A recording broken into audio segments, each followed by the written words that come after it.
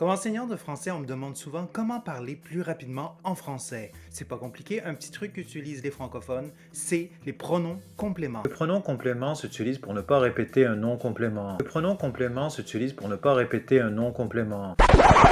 Désolé, on le place habituellement devant le verbe. Le pronom remplace un nom de chose ou de personne. Alors on commence avec les pronoms compléments directs, le, la, les, elle apostrophe. Par exemple, tu vois le chat? Oui, je vois le chat. C'est plus court de dire oui, je le vois. Au féminin, tu vois cette voiture? Oui, je la vois. Tu aimes ta femme? Oui, je l'aime. Tu vois les enfants?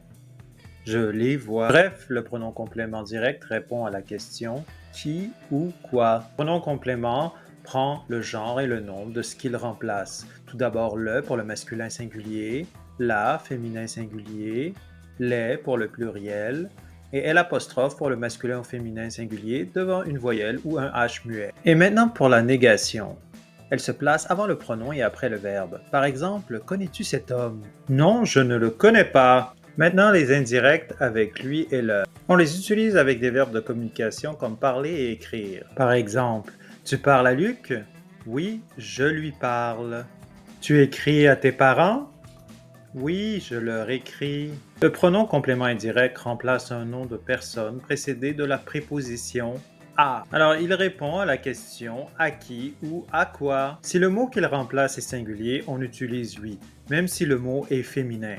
S'il est pluriel, on utilise le. Et pour la négation, elle se place avant le pronom et après le verbe. Par exemple, parles-tu à Omar? Non, je ne lui parle pas. Pour en savoir plus sur la grammaire française, écoutez la vidéo suivante.